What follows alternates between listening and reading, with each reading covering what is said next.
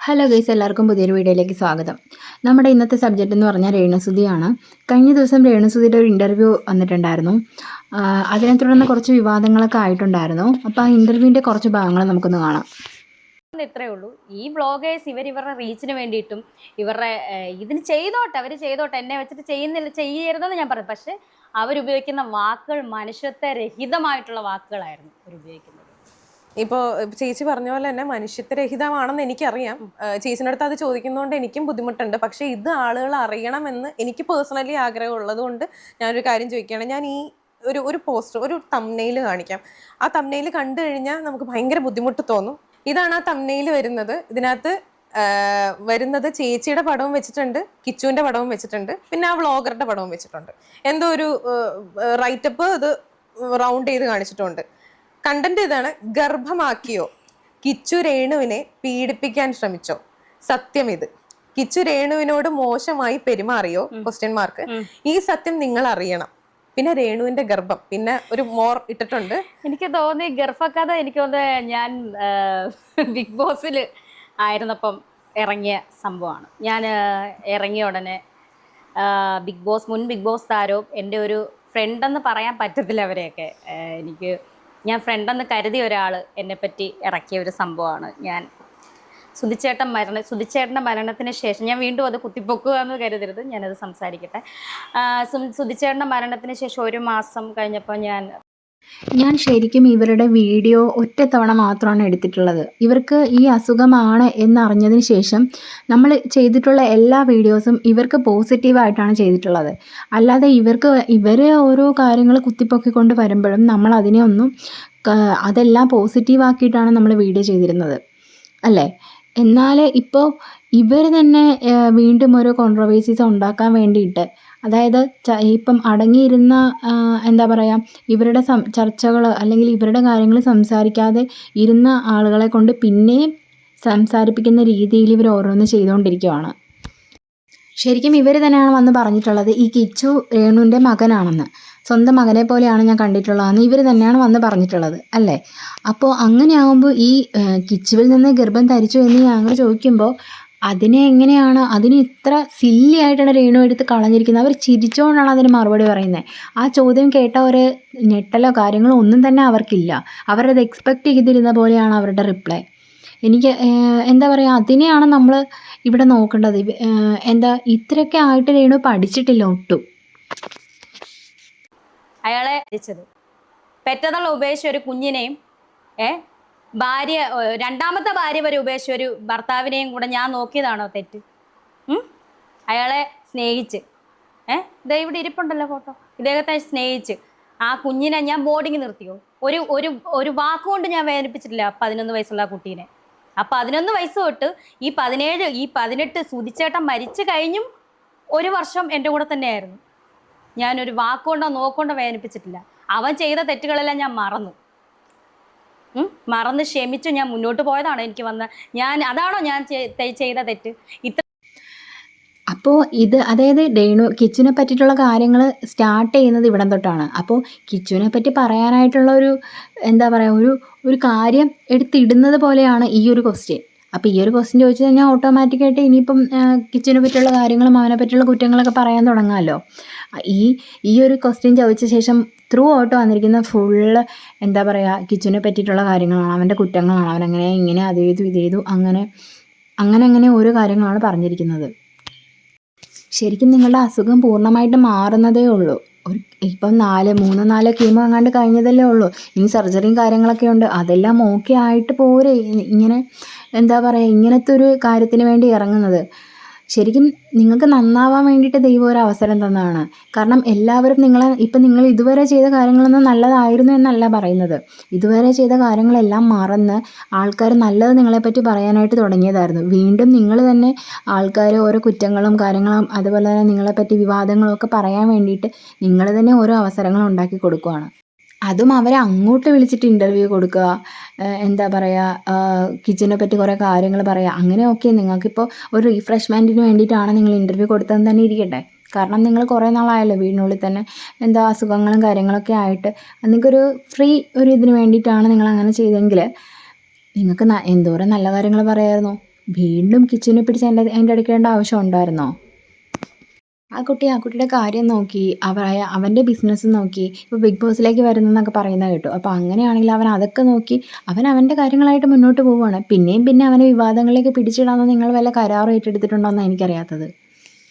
ഇപ്പം കാണുന്ന പല നമ്മുടെ ഓൺലൈൻ മീഡിയാസും എൻ്റെ ഓരോ ബൈറ്റ്സ് എടുത്ത് അവർക്കൊക്കെ വ്യൂസ് ഒക്കെ കൂടിയിട്ടുണ്ട്. എനിക്കറിയാം, എന്നെ വെച്ചിട്ട് ഒരുപാട് റീച്ച് ഉണ്ടാക്കിയിട്ടുമുണ്ട്. ചേച്ചി ബാക്കിയുള്ളവരെ ഹേർട്ട് ചെയ്യാത്ത പോലെ അല്ല ബാക്കിയുള്ളവർ ചെയ്യുന്നതെന്നുള്ളത്. ഞാൻ പേരെടുത്ത് ആരെയും പറയുന്നില്ല. ഒരു സ്ത്രീ ഉണ്ട്, അവരെപ്പോഴും ചേച്ചിയുടെ കണ്ടന്റ് എടുത്തിട്ടാണ് അവർ അത് എനിക്ക് കേൾക്കുമ്പോൾ നമുക്ക് ഭയങ്കര ബുദ്ധിമുട്ട് തോന്നും ആ വീഡിയോസ് ഒക്കെ കാണുമ്പോൾ. അതുപോലെ തന്നെ ഒരു വ്ളോഗ് ചെയ്യുന്ന ഒരാളും കൂടെ ഉണ്ട്.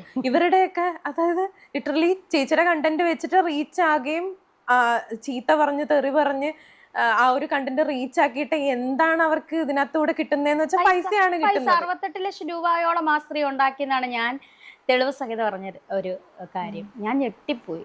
എന്നെ വെച്ചിട്ട് 68 ലക്ഷം. പിന്നെ അവരെന്നെ വെറുതെ വിടുവോ? അവർ വെറുതെ വിടുവോ? എനിക്ക് തോന്നുന്നില്ല. അത് പറയുന്നതിനൊരു മര്യാദയുണ്ട്, അതില്ല അവർക്ക്. ആ സ്ത്രീ, എനിക്ക് സ്ത്രീ എന്ന് പോലും ഞാൻ അവരെ പറയാൻ അവർക്ക് യോഗ്യതയില്ല. ഒരു സ്ത്രീ അല്ലെങ്കിൽ ഒരു വിധവ, അവർ വിധവയാണെന്നാണ് പറയാറുള്ളത്. ഒരു വിധവയ്ക്ക് ഒരു വിധവേനെ മനസ്സിലാവും, അവരുടെ വിഷമവും വേദനയും. വിധവ പോട്ടെ, അത് വിട്ടു. ഒരു സ്ത്രീക്ക് വേണ്ട, ഒന്നും വേണ്ട, വിധവയും വേണ്ട, സ്ത്രീയും വേണ്ട. മനുഷ്യത്വം എന്ന് പറയുന്നൊരു സാധനം അതവരിലില്ല. എനിക്ക് തോന്നുന്നില്ല അവർ മനുഷ്യരാണോന്ന് എനിക്ക് തോന്നുന്നില്ല. ഇനിയിപ്പോൾ ഈ ഇന്റർവ്യൂവിൻ്റെ അടിയിൽ ഒരുപാട് കമന്റ്സ് വന്നേക്കാം. പിന്നെ ഇവർ പറയുന്നുണ്ട് 68 ലക്ഷം രൂപ ഉണ്ടാക്കുന്നത്. ഇവർ പറയുന്ന സ്ത്രീ ഷഫീന ബീവിയാണെന്ന് തോന്നുന്നു. 68 ലക്ഷം രൂപ ഉണ്ടാക്കുന്നത്. എന്തിനാണ് ഇങ്ങനെ കള്ളങ്ങളൊക്കെ? 68 ലക്ഷം രൂപ അവരുണ്ടാക്കുന്നത്. ശരിയാണ്, അവർ കുറേ വീഡിയോസ് ചെയ്തിട്ടുണ്ട്, നിങ്ങളെപ്പറ്റി ചെയ്തിട്ടില്ലെന്ന് പറയുന്നില്ല. അപ്പോൾ നിങ്ങളും ചെയ്ത കാര്യങ്ങൾ ഓർക്കണം. നിങ്ങൾ കുറേ നാൾ ഈ സോഷ്യൽ മീഡിയ അടക്കി ഭരിച്ചുകൊണ്ടിരുന്ന സമയത്ത് ഫേസ്ബുക്ക്, ഇൻസ്റ്റഗ്രാം, യൂട്യൂബ് ഒന്നും തുറക്കാൻ പറ്റാത്ത അവസ്ഥയായിരുന്നു.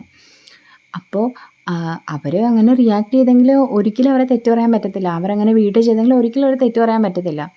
പിന്നെ 68 ലക്ഷം രൂപ ഉണ്ടാക്കിയെന്നൊക്കെ പറയുന്നത് കുറച്ച് കൂടുതലല്ലേ? കുറയ്ക്ക് എമൗണ്ട്. ഒരു 6 ലക്ഷം ഓക്കെ, 8 ലക്ഷം ഓക്കെ, 68 ലക്ഷമൊക്കെ കുറച്ച് കൂടുതലല്ലേ രേണു?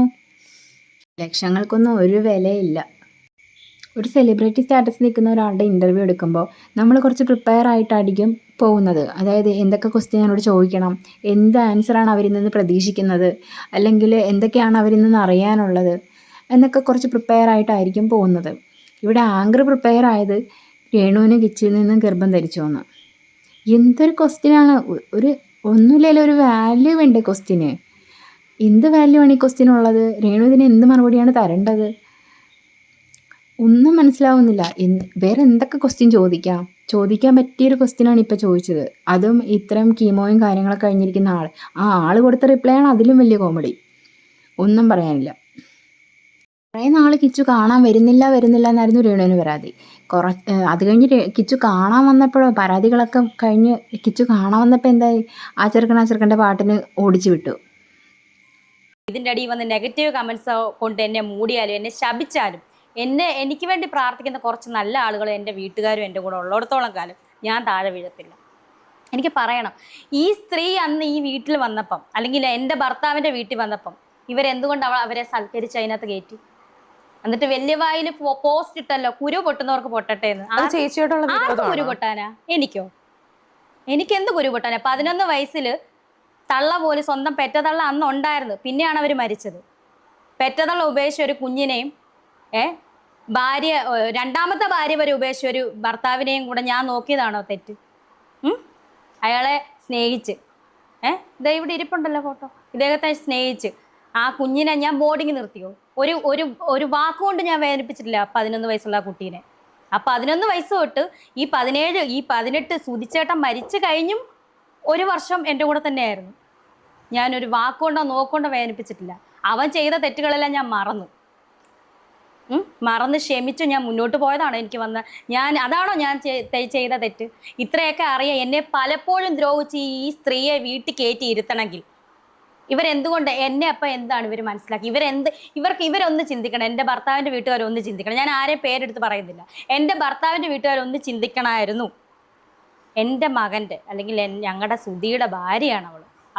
ഒന്നും വേണ്ട, അവൻ്റെ കുഞ്ഞിൻ്റെ ഒരു അമ്മയും കൂടാണ്. ആ രാഹുൽദാസ് മാത്രമല്ല സുധിക്ക് മകൻ, മൃദുൽദാസും ഉണ്ട്. ചിന്തിക്കണമായിരുന്നു. ഒന്നും ആകട്ടെ, അവർ കയറി വന്നെങ്കിൽ മാന്യമായിട്ട് പറഞ്ഞു വിടണമായിരുന്നു അവരെ. നിങ്ങൾ എൻ്റെ മരുമകളെ പറ്റി ആവശ്യമില്ലാത്ത പറയുന്നതാണ്, അല്ലെങ്കിൽ ഈ രേണുവിനെ പറ്റി നിങ്ങൾ എന്തിനാ വെറുതെ കുടുംബം കലക്കുന്നത്? ആ അമ്മയും മകനും ഇപ്പം മര്യാദയ്ക്ക് പോവല്ലേ ആ ബന്ധം? അന്ന് തൊട്ടാണോ ഈ പ്രശ്നങ്ങൾ ഉണ്ടായത്? എന്നെ വേണ്ടാത്തവരെ എനിക്കും വേണ്ട. ഞാൻ നിങ്ങളുടെ ഭർത്താവിൻ്റെ വീട്ടുകാർ എന്താണ് ചിന്തിക്കേണ്ടത് രേണു? അതായത് നമ്മൾ 499-നും 399-നും പോട്ടെ 500 രൂപയ്ക്കും മന്ത്ലി റീചാർജ് ചെയ്തിട്ട് നമ്മൾ കാണേണ്ടി വരുന്ന അവസ്ഥ, അത് ശരിക്കും നമ്മൾ കാണണ്ടെന്ന് വിചാരിച്ച് എത്ര ചാനൽ മ്യൂട്ടാക്കി അല്ലെങ്കിൽ ബ്ലോക്കാക്കി വെച്ച് കഴിഞ്ഞാലും പിന്നെയും വരും ഇത്, പിന്നെയും ഫീഡിൽ കയറിയിട്ട്. അപ്പോൾ നമുക്ക് പോലും, അതായത് രേണുവായിട്ട് ഒരു ബന്ധവും ഇല്ലാത്ത, ശരിക്കും എന്താ പറയുക, ഇങ്ങനത്തെ ഒരു വ്ളോഗ് ചെയ്യുന്നവരെന്നാൽ അല്ലെങ്കിൽ റിയാക്ഷൻ വ്ളോഗ് ചെയ്യുന്നവർ എന്നുള്ള ഒരു രീതി മാത്രമായിട്ട് പോലും രേണുവായിട്ട് ഡയറക്റ്റ് ബന്ധമില്ലാത്തവരായിട്ട് പോലും നമുക്ക് എത്രത്തോളം ബുദ്ധിമുട്ടാണ് രേണു ഉണ്ടാക്കുന്നത്.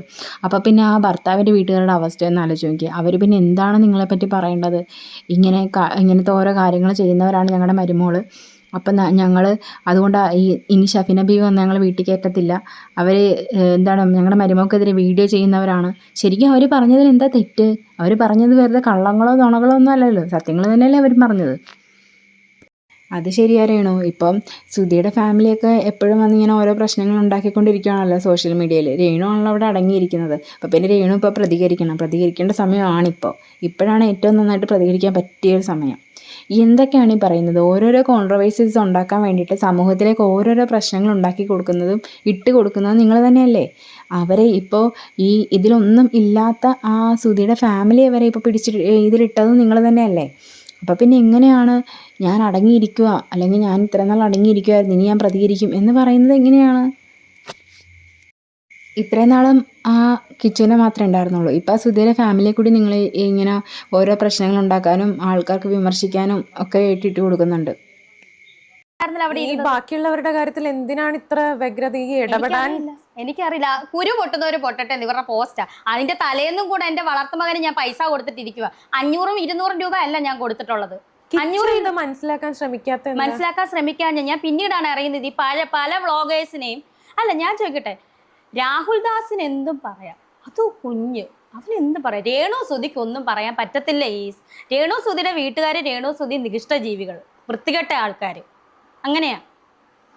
രേണു സുധിക്ക് ഒന്നും മിണ്ടാൻ പറ്റത്തില്ല. അന്നേരം പാവം കുഞ്ഞ്. ഇതിൻ്റെ ഇടയിൽ വരുന്ന കമൻസ് കണ്ടോണം. ഇപ്പോഴേ ഞാൻ പറയാം എന്തൊക്കെയാ വരുന്നതെന്ന്. അവൾ അവനെ ഇട്ടുകൊടുത്തതല്ല, പല കാര്യങ്ങളും ഞാൻ മൗനം പാലിച്ചിരുന്നു. ഇനി അങ്ങനെ മൗനം പാലിക്കുന്നില്ല. മൗനം പാലിച്ചിട്ട് എനിക്ക് എന്തെങ്കിലും കിട്ടിയോ?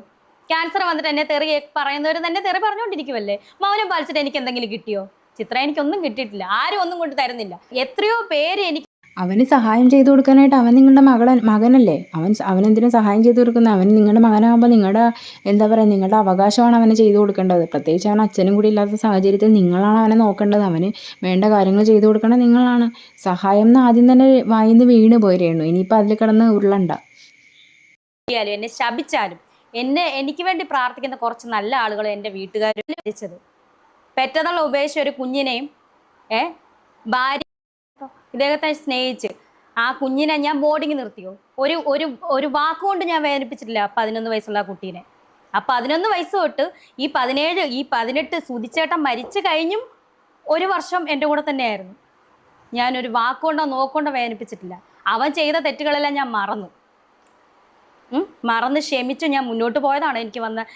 അതാണോ ഞാൻ ചെയ്ത തെറ്റ്? ഇത്രയൊക്കെ അറിയാം. എന്നെ പലപ്പോഴും ദ്രോഹിച്ച് ഈ സ്ത്രീയെ വീട്ടിൽ കയറ്റി ഇരുത്തണമെങ്കിൽ ഇവരെന്തുകൊണ്ട് എന്നെ അപ്പം എന്താണ് ഇവർ മനസ്സിലാക്കി? ഇവരൊന്നും അവൻ്റെ കുഞ്ഞിൻ്റെ ഒരു അമ്മയും കൂടാണ്. ആ രാഹുൽദാസ് രേണുവിനെ പറ്റി നിങ്ങൾ എന്തിനാ വെറുതെ കുടുംബം കലക്കുന്നത്? ആ അമ്മയും മകനും ഇപ്പം മര്യാദയ്ക്ക് പോവല്ലേ ആ ബന്ധം? അന്ന് പറഞ്ഞിട്ടില്ല. അവൻ്റെ ഇഷ്ടം, അവൻ്റെ അപ്പൻ്റെ വീട്ടുകാരെ അവന് വേണമെങ്കിൽ, അല്ലെങ്കിൽ അവർ ഇന്ന് വരെ തിരിഞ്ഞു നോക്കിയിട്ടില്ലല്ലോ, ഇപ്പോഴും തിരിഞ്ഞു നോക്കുന്നില്ലല്ലോ. ഞാൻ തന്നെയല്ലേ ആ കുഞ്ഞിനെ നോക്കുന്നത്. ഇതൊക്കെ ഞാൻ മറച്ചു വെച്ചെങ്കിൽ ഞാൻ നല്ല കുറേ പാവം കമൻസ് വരും. അയ്യോ അവള് പാവം കൊണ്ടിട്ട് എനിക്ക് അരി മേടിക്കാൻ പറ്റൂ? എനിക്ക് ആരെങ്കിലും കൊണ്ട് തരുന്നുണ്ടോ? തരാമെന്ന് പറഞ്ഞു ഒരുപാട് പേര്. ക്യാൻസർ ആയപ്പോൾ രേണു പൈസ കൊണ്ടാണ് അവള് ക്യാൻസർ വന്ന്. ഇതൊന്നും കേൾക്കണം. വീട്ടിൽ വന്ന് കയറിയോണ്ടായിരുന്നു ഈ പ്രശ്നങ്ങൾ ഉണ്ടായത്. ഇവർക്ക് ഇത്ര അറിയത്തില്ലായിരുന്നു ആ സ്ത്രീ ഇന്ന പോലെയാണ്. ഞാൻ പൈസ കൊടുത്തിട്ടിരിക്കുക. 500-200 രൂപ അല്ല ഞാൻ കൊടുത്തിട്ടുള്ളത്. 500 ഇത് മനസ്സിലാക്കാൻ ഇടപെടാൻ എനിക്കറിയില്ല ഈ സ്ത്രീ അന്ന് ആ വീട്ടിൽ വന്ന് കയറിയോണ്ടായിരുന്നു ഈ പ്രശ്നങ്ങൾ ഉണ്ടായത്. ഇവർക്ക് ഇത്ര അറിയത്തില്ലായിരുന്നു ആ സ്ത്രീ ഇന്ന പോലാണ്. ആരും വിവരമില്ലാത്ത ആൾക്കാരൊന്നും അല്ലായിരുന്നല്ലോ അവിടെ ഈ ഇരുന്നത്. ബാക്കിയുള്ളവരുടെ കാര്യത്തിൽ എന്തിനാണ് ഇത്ര വ്യഗ്രത ഈ ഇടപെടാൻ? എനിക്കറിയില്ല. കുരു പൊട്ടുന്നവര് പൊട്ടട്ടെ എന്ന് ഇവരുടെ പോസ്റ്റാ. അതിന്റെ തലേന്നും കൂടെ എന്റെ വളർത്തുമകന് ഞാൻ പൈസ കൊടുത്തിട്ടിരിക്കുക. 500-200 രൂപ അല്ല ഞാൻ കൊടുത്തിട്ടുള്ളത്. 500 ഇത് മനസ്സിലാക്കാൻ ശ്രമിക്കാത്ത മനസ്സിലാക്കാൻ ശ്രമിക്കാൻ ഞാൻ പിന്നീടാണ് അറിയുന്നത് ഈ പല വ്ളോഗേഴ്സിനെയും. അല്ല ഞാൻ ചോദിക്കട്ടെ, രാഹുൽ ദാസിന് എന്തും പറയാം, അത് കുഞ്ഞ്, അവന് എന്തും പറയാം. രേണു സുധിക്ക് ഒന്നും പറയാൻ പറ്റത്തില്ല. ഈ രേണു സുധിയുടെ വീട്ടുകാർ, രേണു സുധി നികൃഷ്ട ജീവികൾ, വൃത്തികെട്ട ആൾക്കാർ, അങ്ങനെയാ. രേണു സുധിക്ക് ഒന്നും മിണ്ടാൻ പറ്റത്തില്ല. അന്നേരം പാവം കുഞ്ഞ്. ഇതിൻ്റെ ഇടയിൽ വരുന്ന കമൻസ് കണ്ടോണം. ഇപ്പോഴേ ഞാൻ പറയാം എന്തൊക്കെയാ വരുന്നതെന്ന്. അവൾ അവനെ ഇട്ടുകൊടുത്തതല്ല, പല കാര്യങ്ങളും ഞാൻ മൗനം പാലിച്ചിരുന്നു. ഇനി അങ്ങനെ മൗനം പാലിക്കുന്നില്ല. മൗനം പാലിച്ചിട്ട് എനിക്ക് എന്തെങ്കിലും കിട്ടിയോ? ക്യാൻസർ വന്നിട്ട് എന്നെ തെറി പറയുന്നവർ തന്നെ തെറി പറഞ്ഞുകൊണ്ടിരിക്കുമല്ലേ. മൗനം പാലിച്ചിട്ട് എനിക്ക് എന്തെങ്കിലും കിട്ടിയോ? ചിത്ര, എനിക്കൊന്നും കിട്ടിയിട്ടില്ല. ആരും ഒന്നും കൊണ്ട് തരുന്നില്ല. എത്രയോ പേര് എനിക്ക് അവന് സഹായം ചെയ്തു കൊടുക്കാനായിട്ട് അവൻ നിങ്ങളുടെ മകനല്ലേ. അവനെന്തിനും സഹായം ചെയ്തു കൊടുക്കുന്നത്? അവൻ നിങ്ങളുടെ മകനാകുമ്പോൾ നിങ്ങളുടെ എന്താ പറയുക, നിങ്ങളുടെ അവകാശമാണ് അവന് ചെയ്തു കൊടുക്കേണ്ടത്. പ്രത്യേകിച്ച് അവൻ അച്ഛനും കൂടി ഇല്ലാത്ത സാഹചര്യത്തിൽ നിങ്ങളാണ് അവനെ നോക്കേണ്ടത്. അവന് വേണ്ട കാര്യങ്ങൾ ചെയ്തു കൊടുക്കേണ്ടത് നിങ്ങളാണ്. സഹായം എന്ന് ആദ്യം തന്നെ വായിന്ന് വീണ് പോയി രേണു. ഇനിയിപ്പോൾ അതിൽ കിടന്ന് ഉരുളണ്ട. ഞാനിവിടെ പറഞ്ഞത് എൻ്റെ മാത്രം അഭിപ്രായങ്ങളാണ്. നിങ്ങളുടെ അഭിപ്രായങ്ങൾ കമൻറ്റിൽ ഇടുക. പുതിയൊരു വീഡിയോ ആയിട്ടുണ്ടെന്ന് തന്നെ കാണാം.